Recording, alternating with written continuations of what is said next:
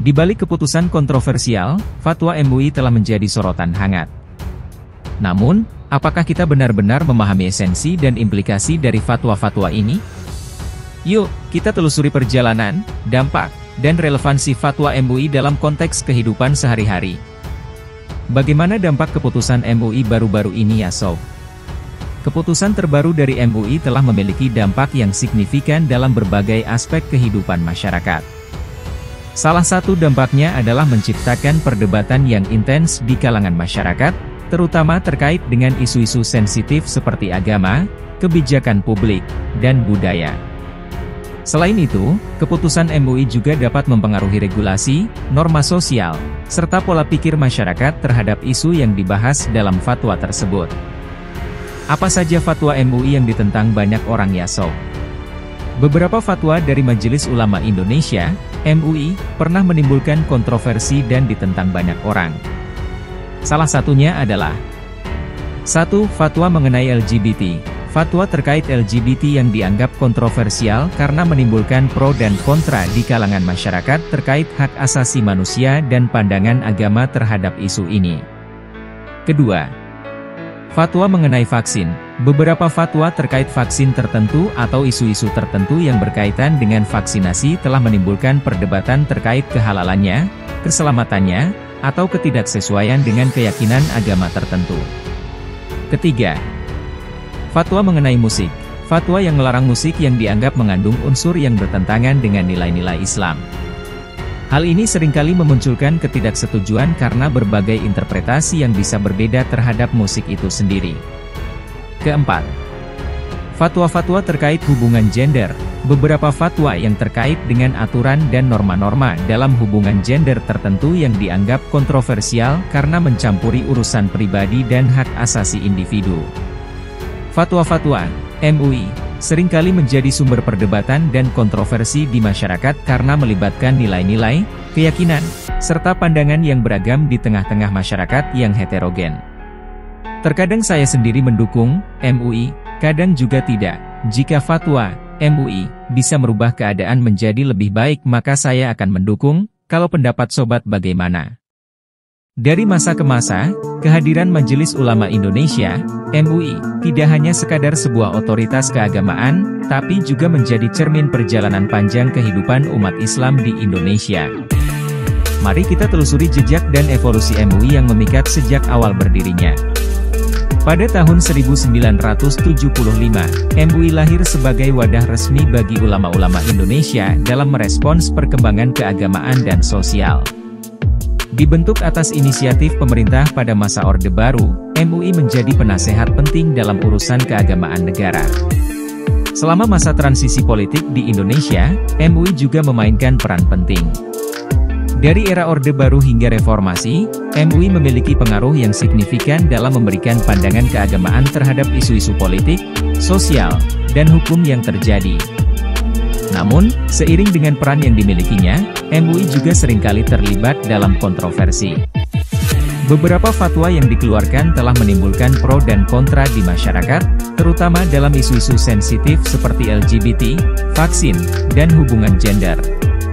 Di era milenial, MUI terus bertransformasi. Organisasi ini tidak hanya berfokus pada fatwa dan pandangan keagamaan, tetapi juga terlibat dalam mengembangkan pendidikan, kesejahteraan sosial, serta mempromosikan perdamaian dan toleransi antaragama. Meski telah mengalami banyak perubahan dan tantangan, peran MUI tetap penting dalam mempengaruhi kehidupan masyarakat. Tantangan di masa depan bagi MUI adalah menjaga relevansi dan kesesuaian pandangan keagamaannya dengan perkembangan zaman serta memperkuat peran dalam memajukan kehidupan umat Islam Indonesia. Lalu bagaimana respon masyarakat terhadap fatwa MUI tentang produk Israel? Suatu fatwa dari MUI telah memicu gelombang reaksi di kalangan masyarakat. Keputusan terkait boikot produk Israel telah menjadi sorotan tajam, menimbulkan pro dan kontra serta mencetuskan perbincangan hangat. Mari kita telusuri bagaimana respon masyarakat terhadap fatwa kontroversial ini. Fatwa MUI yang menyerukan boikot terhadap produk Israel telah memecah belah pendapat di masyarakat. Sebagian mendukung dan melaksanakan boikot tersebut sebagai bentuk solidaritas terhadap Palestina, sementara yang lain menentangnya karena melihat implikasi ekonomi dan kerumitan dalam menentukan asal produk. Keputusan untuk memboikot produk Israel juga berdampak pada sektor ekonomi dan perdagangan. Beberapa pelaku bisnis dan perusahaan terpaksa menyesuaikan strategi mereka karena tekanan dari opini publik yang pro-boikot, atau sebagai upaya untuk mematuhi fatwa MUI. Aktivis dan kelompok-kelompok masyarakat, baik yang pro maupun kontra terhadap fatwa ini, aktif berperan dalam menyuarakan pandangan mereka.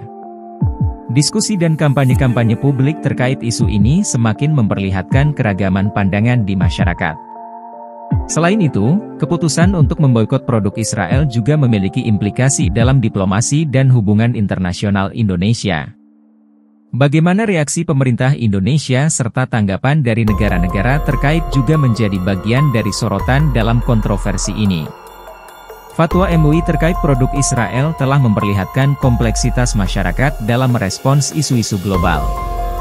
Tantangan kedepannya adalah bagaimana masyarakat dapat menemukan kesepakatan yang lebih baik dan berkelanjutan dalam menghadapi isu-isu sensitif seperti ini. Apakah setiap fatwa MUI harus kita jalankan, sobat? Tidak semua fatwa MUI harus dijalankan secara langsung oleh individu. Setiap fatwa MUI adalah hasil ijtihad, penafsiran, ulama terhadap ajaran agama Islam dan situasi tertentu. Namun, penerapan fatwa tersebut pada akhirnya menjadi keputusan personal setiap individu atau kelompok. Apakah kita seharusnya menjalankan setiap fatwa MUI? Pertanyaan ini seringkali menimbulkan perdebatan di kalangan masyarakat. Mari kita telusuri bagaimana seharusnya kita merespons dan menafsirkan fatwa MUI dalam kehidupan sehari-hari. Penerapan fatwa MUI dapat dipengaruhi oleh beberapa faktor, termasuk pemahaman personal terhadap ajaran agama, kondisi sosial, budaya, dan konteks spesifik. Ada juga kasus di mana individu atau kelompok mungkin tidak sepenuhnya setuju atau memutuskan untuk tidak menjalankan fatwa tertentu dengan alasan tertentu. Apakah MUI berpengaruh di mata internasional? Majelis Ulama Indonesia (MUI) memiliki pengaruh dalam ranah internasional, terutama dalam konteks Islam di Indonesia, yang merupakan negara dengan populasi Muslim terbesar di dunia. Seberapa besar pengaruh MUI di mata internasional? Mari kita menjelajahi peran MUI dalam mengartikulasikan pandangan keagamaan Indonesia di panggung internasional dan dampaknya terhadap dinamika global. MUI seringkali menjadi suara representatif Islam di Indonesia dalam forum-forum internasional, seperti konferensi keagamaan atau pertemuan antar umat beragama. Pandangan dan fatwa yang dikeluarkan oleh MUI dapat menjadi acuan bagi negara-negara lain yang ingin memahami bagaimana Islam diterapkan dalam konteks Indonesia, sebuah negara dengan keragaman budaya yang kaya. Keterlibatan MUI dalam isu-isu global, seperti masalah kemanusiaan, perdamaian, dan isu-isu keagamaan, juga dapat memberikan kontribusi dalam kerjasama antar bangsa di bidang sosial, kemanusiaan, dan budaya. Dengan mengeksplorasi bagaimana MUI memainkan peran dalam diplomasi Islam dan kehadiran Indonesia di panggung internasional, video tersebut dapat memberikan wawasan yang menarik bagi penonton mengenai pengaruh MUI di tingkat global. Apakah fatwa MUI bisa merubah keadaan antara Israel dan Palestina? Fatwa MUI sendiri mungkin tidak secara langsung mengubah keadaan antara Israel dan Palestina karena konflik tersebut melibatkan banyak faktor kompleks termasuk politik, sejarah, dan kepentingan internasional yang jauh lebih besar daripada sekadar fatwa dari satu lembaga keagamaan.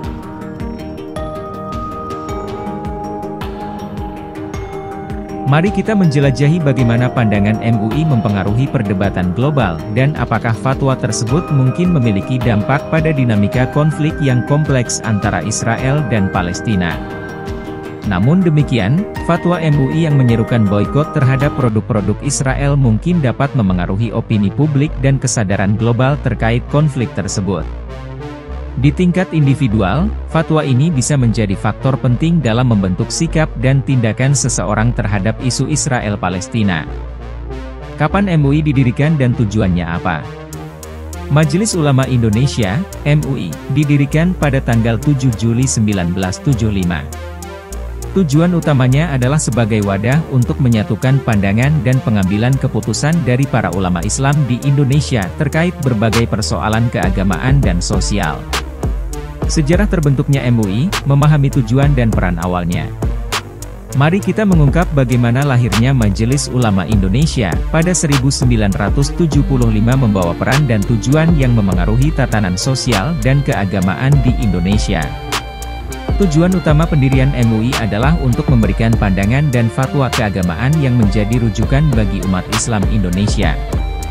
Di samping itu, MUI juga bertujuan untuk menjadi wadah dialog antar umat beragama serta memberikan nasihat kepada pemerintah dalam hal keagamaan. Ketua pertama Majelis Ulama Indonesia, MUI, adalah Kiai Haji Hasan Basri, seorang ulama dan tokoh Islam Indonesia yang diangkat sebagai Ketua MUI saat lembaga tersebut pertama kali didirikan pada tanggal 7 Juli 1975. Beliau memiliki peran penting dalam membentuk arah serta pondasi awal dari MUI sebagai lembaga yang memiliki otoritas keagamaan di Indonesia. Jika sobat memiliki opini atau pendapat yang berbeda dengan kita, sobat bisa komentar apapun di sini, karena tujuan saluran ini adalah sebagai wadah untuk masyarakat berpendapat negatif maupun positif. Sampai jumpa di video selanjutnya sobatku. Semoga bermanfaat ya.